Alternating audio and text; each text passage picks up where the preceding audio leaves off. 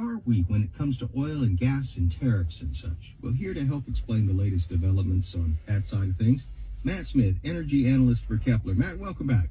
Thank you, David. All right, who was right in this little tete-a-tete about $2.40 gas prices in Texas? That struck me as, well, not exactly cheap, but on the low side of what I've seen it before in recent years. Yep.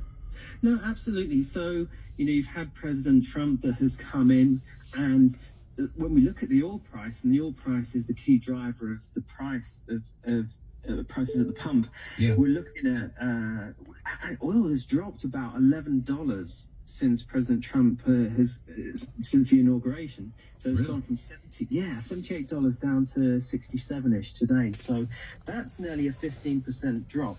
So we haven't seen quite that drop at the pump, but to your point, prices in Texas are at $2.70 on the average. The national average is just kicking around above $3.10, something like that. So, yeah, you're correct. We are in a realm of lower gas prices, at least for now. So explain that when we've got all this oil trade and talk of tariffs and all of this. How is it that we're seeing gas prices stable, if not just a wee bit lower? So in the grand scheme of things, if we were to see tariffs being placed on Canadian crude and on Mexican crude, then we would be seeing higher prices coming through. But from day to day, things keep changing here. Yeah. President Trump has like an ulterior motive in terms of what he wants to get from this situation. But for now, because there's not the expectation that these tariffs are really going to be sticking, we're seeing prices remaining in check. Yeah. Very interesting. So a lot of this is built into expectations and the valuation that's being placed on oil right now. Seems like a lot of traders are betting that come April, if these tariffs won't ultimately take hold, and so prices don't need to rise to reflect that. Yeah, exactly. He's just using this as a negotiation tactic. And we're seeing this across other countries as well, right? With China, but also with Russia, talking about tightening sanctions or easing sanctions, maximum pressure on Iran. All of these are negotiation tactics and not necessarily things that are going to stick. I see. What about China? Have the tariffs against China, do those include oil and gas, or, where do we stand with that? Yeah, sure. So we've had a 10% tariff placed on anything that's coming out of China into the US, and then it got doubled down on to 20%. But after that initial 10% from the US, there was retaliatory tariff from China on US oil going into China of 10%. There was a 15% tariff on LNG. But that's not a big issue in the grand scheme of things. We don't send very much oil to China anymore. And so that's having minimal impact on that side of things. But by all means, the tariff is going to have a big impact, yeah. One of the key themes from the Trump administration is America First. I know this is something that he's talked a lot about. And a lot of people have this idea of American energy independence. And I hear you talking about Canada sending in oil. And I know that the U.S. buys a lot of oil. And at some point, we're going to have to dig deep on this whole concept of American oil and gas independence. I know it's a complicated story and we don't have time for it here. But overall, where do you see this trending when it comes to consumer prices on energy?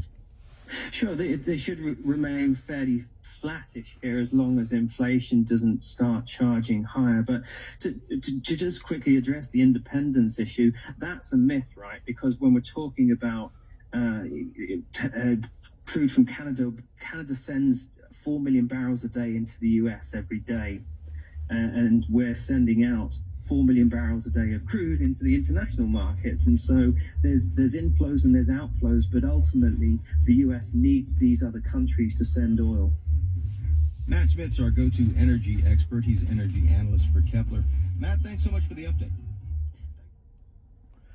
Grand Rising. I want to say happy Monday. I think it's a Monday. I'm out running errands early in the morning, getting my little errands done for the day. And I wanted to talk about what's going on, continues to go on with tariffs and so forth. As you just heard, that for those of you who drive fossil fuel cars, I stopped driving my fossil fuel cars last year when I bought this Tesla. And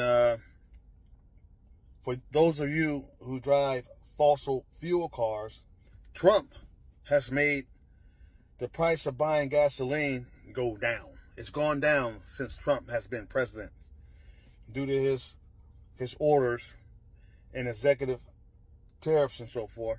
The cost of oil and gasoline has gotten cheaper. So this guy hasn't been in office 60 months yet. I think it's going on like 55 days, something like that, if I'm right. And he's made more changes than any other president since going way back, I think, to I forget the gentleman's name, but Trump has made major changes in our economy to get prices down. And people may not like it or not, it's working. What he's doing is working.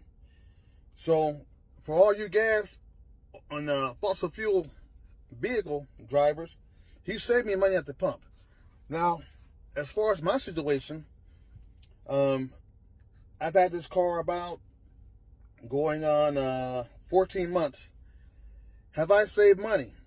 I've saved tons of money, people. I've saved tons of money because this car right here, there's no maintenance. There's no oil changes. There's no tune-ups.